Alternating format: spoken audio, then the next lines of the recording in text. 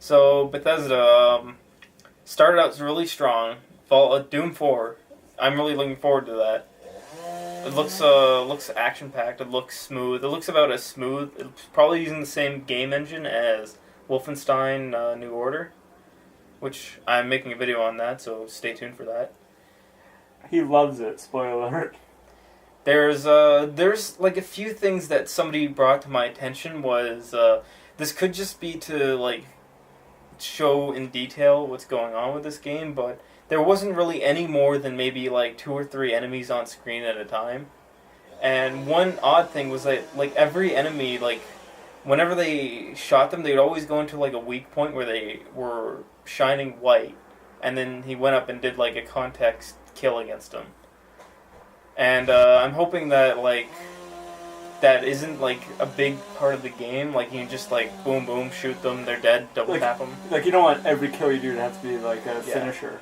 Yeah, I don't want a fatality against every enemy. That just gets monotonous. There's only so many animations. The whole point of that is that it's exciting because you don't do it constantly. Yeah. So it kind of kill that if you do it against everything, like you're just like it gets old fast. Yeah, no, that makes sense. What'd you think of the graphics? It looks fantastic. I was like somebody did mention like having like different kind of settings, but I think it works for Doom what they're doing. Where they're hell and the space station, like it works for what they're trying to do. I don't really care if he's in like a gothic castle or whatever. Yeah. What matters is just how fast the game plays and how many pretty fast. Mm-hmm. So the Doom creator though, the thing they showed after they showed the campaign. Impressive. That I'm looking forward to that. I'm looking forward to people recreating Doom 1 and Doom 2 maps. Yeah. In that. I like having a that was actually one of my biggest complaints. It's kind of funny we're talking about Doom and there's a chainsaw in the background. I just realized yeah. That's perfect. Actually, I didn't really like the chainsaw looking in that. Like, it looked cool when they first started it, but, like, the chainsaw in, like, every other Doom, you just went up and go zzz, and just, like, pressed it against them. This one, it's, like, kind of the same thing. It's, like, a context animation with every enemy. And that kind of, like, dissuades me from using it, in a way. It makes sense with the chainsaw, though, because that's how you would kill something with a chainsaw. It makes sense, but at the same time, like they could slashing out like a sword or something. That doesn't make much sense. They could have just like had you just do it like Doom 3 and Doom 1, 2, and Serious Sam. They do it too. Is you just like hold it out and then you just run into them like it's some kind of like, well, like it's a chainsaw. Yeah, I guess so, but I didn't have a problem with that myself. I don't have a problem with it like at first glance, but I'm just imagining the entire experience of using it like. I'm probably not gonna use the chainsaw that much if every kill is a context animation. So, you know, on your hype scale, where does Doom 4 rank? 8. That's pretty high. Yeah, but what I wanted to mention was Wolfenstein New Order didn't have any kind of like horde mode, so that instead of just playing through the campaign to experience the combat, you can just go into a horde mode and just have fun there. But it didn't have that. But Doom 4 seems to not only fix that, but go the extra mile by letting you make your own horde mode maps. So that's really cool. Yeah, no, it's probably for me. That'd probably be the map making stuff is definitely the most exciting part that they showed. So moving on, what else did they show? Fallout Shelter looks really good. Card games, pass. They had a CG trailer for Dishonored. I don't really care about Dishonored. Neither do I. Oh, wait, HD remake of HD remaster or whatever. Well, it's already in HD, actually, so just a remaster. Remaster of Dishonored 1. Stop saying remaster. I'm going to lose my mind. Recreation, reimagining. Oh, man. Fallout, not just the Fallout Shelter game, but the Fallout second screen thing where you can go into the menus. Yeah, that's my favorite game. It's my favorite game of E3. Favorite game of E3. The maps. So good. And then, to cap it all off, they finally showed Fallout 4. And what do you think? What do I think? You're the one most excited. Why don't you tell me what I'm you more think? excited than you. You're saying that officially? I'm saying I'm excited We're for both it. going to get it immediately. We're both getting it day no way one, to but gauge I it. imagine like this was the game that you watched E3 for. Yeah, no, that's fair to say. And I'm certainly not alone. Yeah, looked amazing, really. I mean, it had the things that I expected, like, the wasteland, but also had things I didn't expect. A lot of them. Jetpacks. Flying in helicopters, creating your own base. Vertibirds. Whatever. See, you finally made a mistake. That feels good. I'm always the one making mistakes. It's a mistake I don't really care about. Come on. It's a vertibird.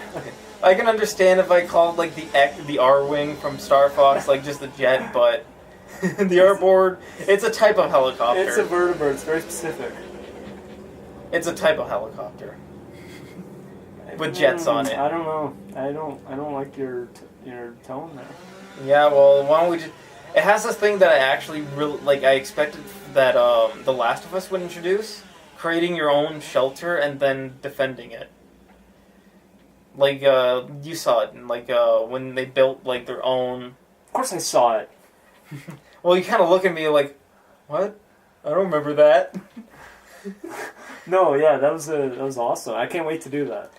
That's the thing I really like. Honestly, that's I'll probably start making plans for before the game is out about what I'm gonna do with that feature. It's optional, so my first playthrough, I don't know if I might just experience just the story and stuff for my first playthrough, but my second playthrough. But it's a part of the game world. Yeah. So I don't see how it would be either or. Like. No, I'm just saying for what maybe I might go through it. I might do it after I beat the main storyline, mess around with that. The weapon customizations looked really intuitive and had a lot of depth to it, being able to create whatever weapon you want. Yeah, that was one of my hopes, was because one of the things that New Vegas did really well was they introduced customization, a wide variety of weapons and scopes and whatnot. And I was hoping they would keep that going with Fallout 4, and it wasn't an out there hope. It was one that you could probably expect, but it was still really nice to see it, and I really like how they implemented it. That's really good for me because that means I can go through the game making the guns that I like playing with the most, and which are like assault rifles and shotguns. And it makes everything in the game have some value. Like every item you can pick up automatically gives it some value too. And I saw the return of the dart gun. They showed. I think they showed the dart gun. I'm not entirely. Actually, now that I'm not sure. But the dart gun was one of the most useful weapons in Fallout 3, in my opinion, because they crippled. The. What are they called? The big demon-looking ones. Okay, I'm definitely more excited for you. You don't even know what death claws are called. Yes, death claws. There was just at the tip of my tongue. Dude, that's iconic. I know that's an iconic.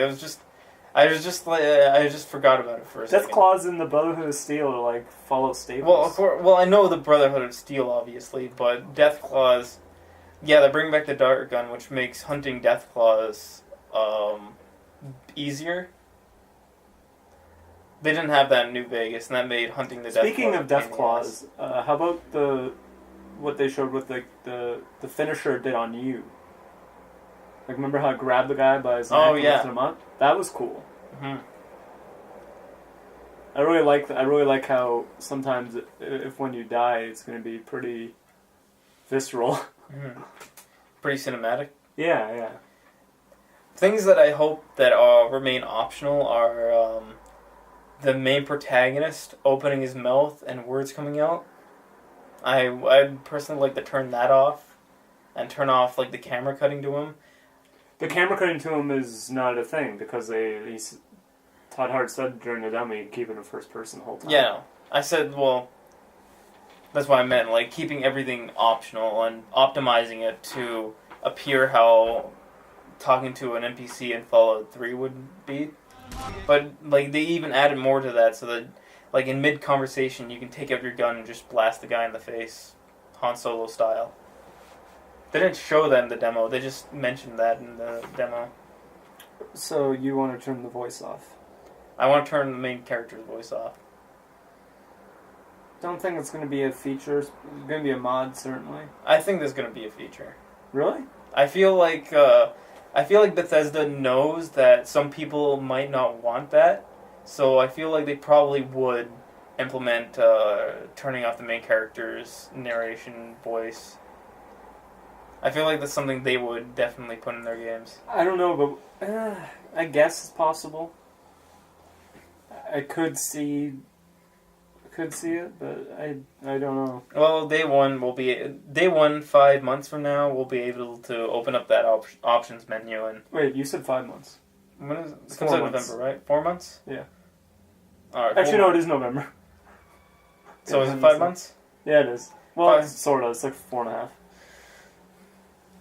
Well, 4 halves or whatever, 5 months from now, we'll be able to open that options menu and turn that motherfucker off. Because I don't want him narrating sugar bombs and reading labels throughout my adventure. I don't know. I think I'll see how it is. I don't. If I had to guess, I would say there won't be a feature to turn it off. There could be. I'm not saying it's impossible, but I wouldn't expect it. I'm just saying that they probably, like, for people who just want to experience... That's a lot of trouble to go through to have a feature that you can just turn off. And the dialogue wheel, it showed, like, well, the general tone of what you're saying instead of exactly what you're saying. Which, if you have no voice, and you just have to, it doesn't make sense to do that. Ugh, now you're crushing my dreams. Sorry, but, yeah, I don't know. But like I said, there will certainly be a mod to do that at some point. So there are people out there that hate that.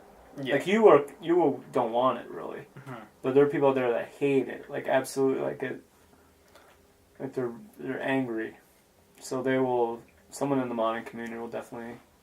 The mod support is actually a big surprise. Yeah, it was huge. Consoles are gonna have mods. We're gonna see My Little Ponies running around the wasteland. And You might, I'm not.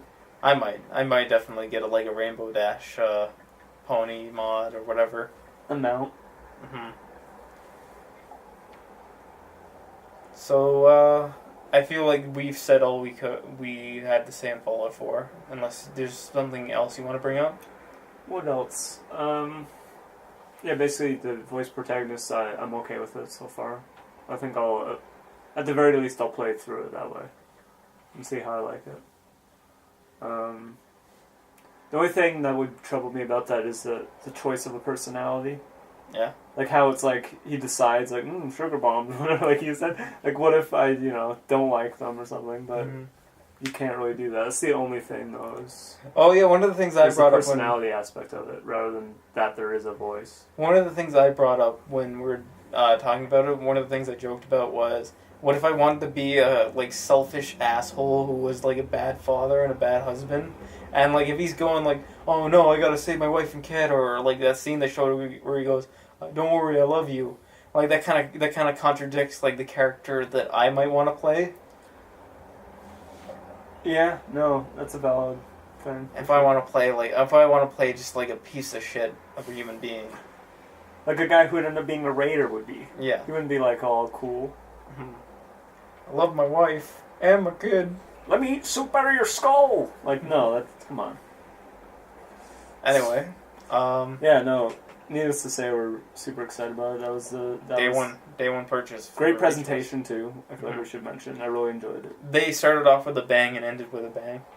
Todd Howard had a really good rapport with the audience, both that were watching online and in the crowd, and he was far less awkward than pretty much everyone else. So I'd like to actually give him credit for that too. That was a really good presentation.